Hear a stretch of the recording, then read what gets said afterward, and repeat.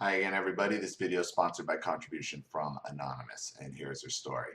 Hey, Ali, I've contributed to your PayPal account and hope others do as well.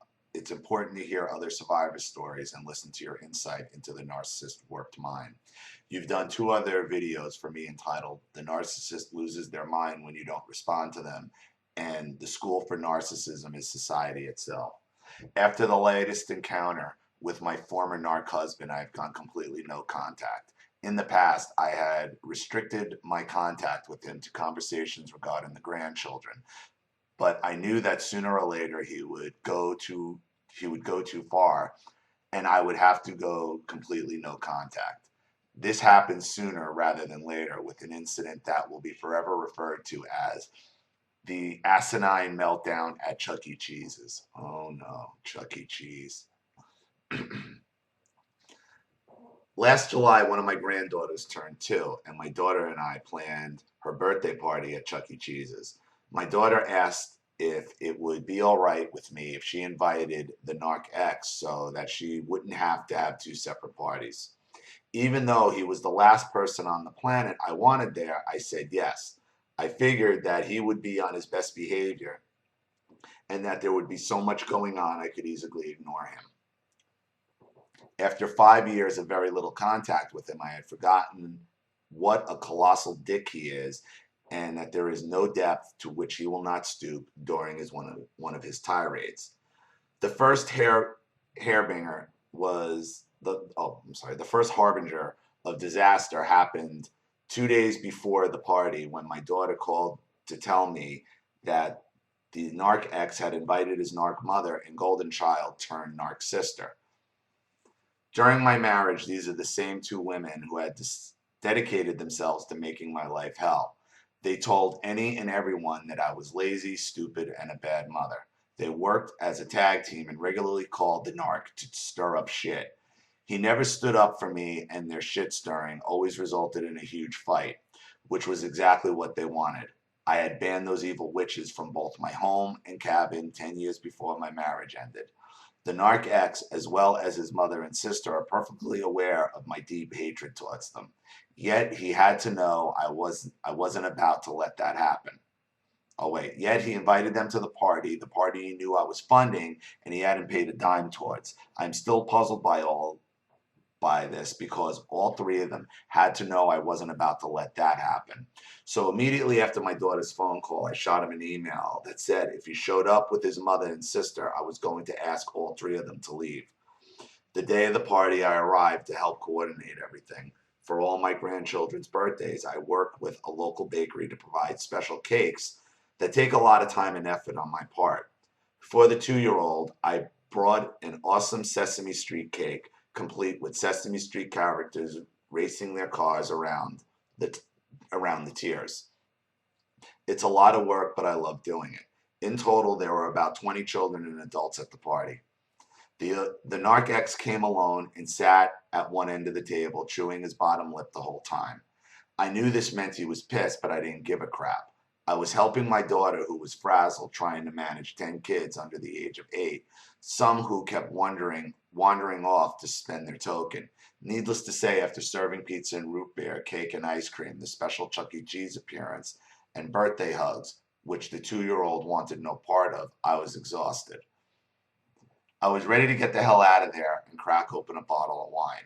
I began gathering everything up and carrying it to my daughter's car. On my second trip, the narc followed me. He did help carry he he did help carry anything out, you might wonder. Well, no. Instead, about halfway to the front door, he started yelling at me over the sounds of games and kids and music, and he yelled about our daughter being an alcoholic loser. It's true that my daughter had been in rehab several weeks prior to the party, but the narc X is a huge alcoholic and addicted to prescription drugs. I shouldn't have been stunned at his behavior, but I was.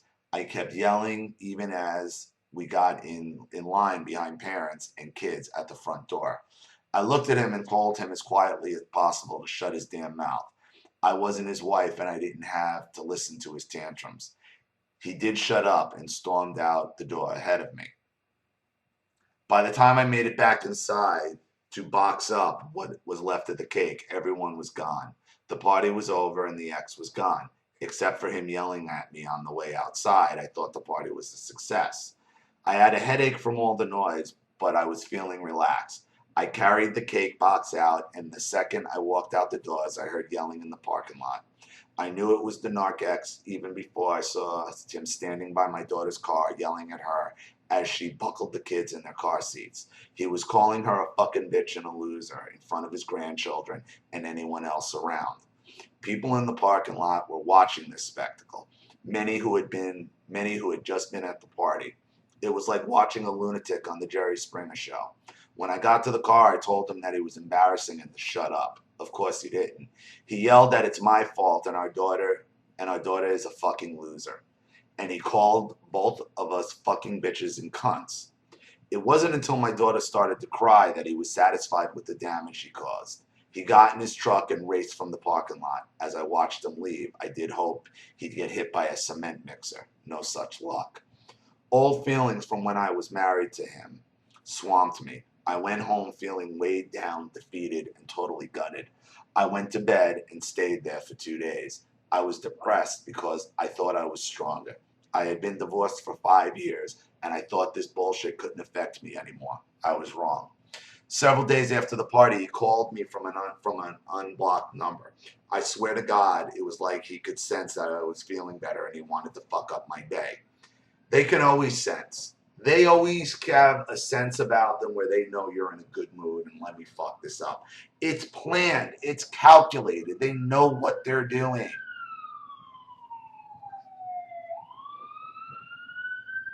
He called to say he was coming to my house to pick up our 8-year-old granddaughter and take her to his cabin. I told him no way. After the embarrassing spectacle and the lot of Chuck E. Cheese's, she wasn't going anywhere near him. That was when he delivered the cherry on top of his bullshit sundae. He said he wasn't a bit embarrassed and that everyone in the parking lot sympathized with him. They could see all the man. They could all see he was a man at the end of his rope. They all understood his frustration and could relate.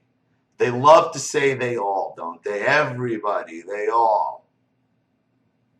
Yes, Ollie, complete strangers could relate to a lunatic. They sympathize with a 55-year-old man yelling fucking bitch, cunt, loser at a young mother in front of a small children. Those strangers who'd come to Chuck E. Cheese's with their own small children understood his anger. It's been 2 months now and I'm still puzzled by everything. For inviting his mother and sister to justifying his unjustifiable behavior. This makes no sense. I know narc behavior doesn't make sense to people who aren't mentally deficient. Still, this just seems to be over the top even for him. Any insight that you might have would be appreciated. Thanks. P.S. The narc ex called me yesterday from another unblocked number. He's in rehab and called to tell me I'm at fault for all the bad things in his life. I've never been to rehab, but I'm fairly certain you're supposed to be accountable for your own behavior.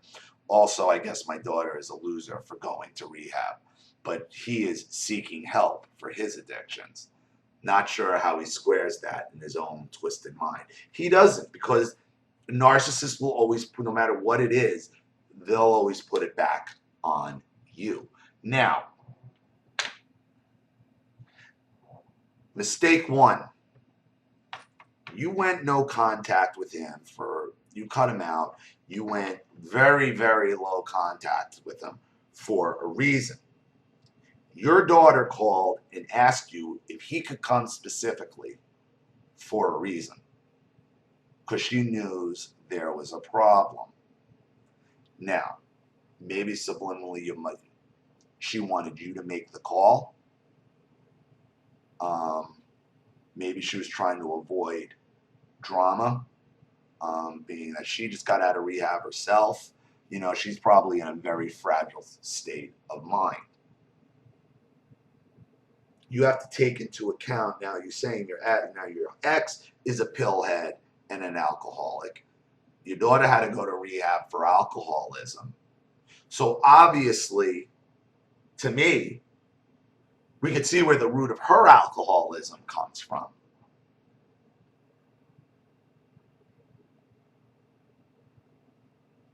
So your first mistake was not was allowing him, telling your daughter it was okay for him to show up there. At some point, you got to draw a line in the sand, even with your own children. Not that you were going to cut your daughter out, but you got to say, listen, this is for your own good and and my grandchildren and your children's own good. Because look what happened. Now, why did it happen? Why did he start yelling at you? Because you didn't allow his mother and sister there. Now, when I say that, I'm not saying he did that because he was so angry that you didn't allow his mother and sister there. He did it because it was supposed to be his mother and sister's job to do that to you, and he could just sit there. So now the narcissist is forced to do his own dirty work, which he's kind of resentful for as well. Look, there was going to be an issue at this party. It was unavoidable. The decision was made. The second you found out he was bringing those women, that was the reason why. What other reason would he be bringing them? For her she wants to go, a great grandmother wants to go to Chuck E. Cheese with a bunch of little, which I doubt that. Now, on the premise, maybe normal great grandmothers and normal aunts or great aunts would want to do something like that, but not narcissists. Your grandchildren aren't loved by these people. They're nothing more than they're more pawns for them to use, which is exactly what he did. The narcissist is going to use the pawns you give them every time. So whether it's you, your children, your grandchildren, they're going to use whatever they can. Your ex-husband freaked out on you because you wouldn't allow his mother and his sister to do it. Somebody was going to blow up on you. Somebody was making a scene at that party. It was unavoidable. You have to remember the history. They never change. They're always plotting. They're always trying to get the angle on you. It will never, ever, ever end. Ever. So he has to get some cheap supply off his own daughter, calling her an alcoholic, making her cry. He was going to get his, if he had to do it, he was going to get his money's worth, and he sure as hell did. Your third mistake was not pulling out a phone and recording his dumb ass when he was doing it.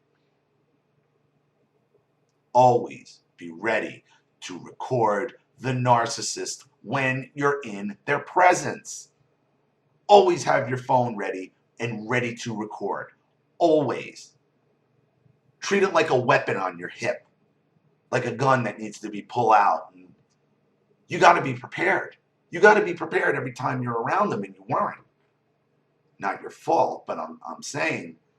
Now, for future reference, you really need to hammer into get it into your daughter's head that these people are dangerous, and this will repeat over and over and over again. Even if they come back to her and say, I'm sorry, or I'll change, and they'll try to then blame you and then make you the issue, and it's all your fault. This is never going to stop. So there's no reason to keep him, them, or any of them around you, your daughter, or your grandchildren. They never change. They never stop, because the narcissist is going to use whatever pawns you give them. So the answer is stop giving them to them. So thank you so much for your contribution and your continued support. I really appreciate it. Thank you for your story. It was a good one. Brings me back to Drunky screaming at a little league game. Cunt, bitch, all the same words. So this is what they all do. This is what they all do. Don't give them the pawns. So thank you again. Thank you to everybody watching. Please leave any opinions or advice in the comment section below. And again, if you want your story read on the channel, you have a narcissist you'd like to expose, or a topic you'd like me to cover, you know what to do with the PayPal and the email links in the description box. I'll have the video right back to you. And a reminder, just let me know when you send me your story, whether or not you've made a contribution or not, and what name you want to go by. So this is Ollie Matthews. Thanks for watching. See you all again soon. Bye.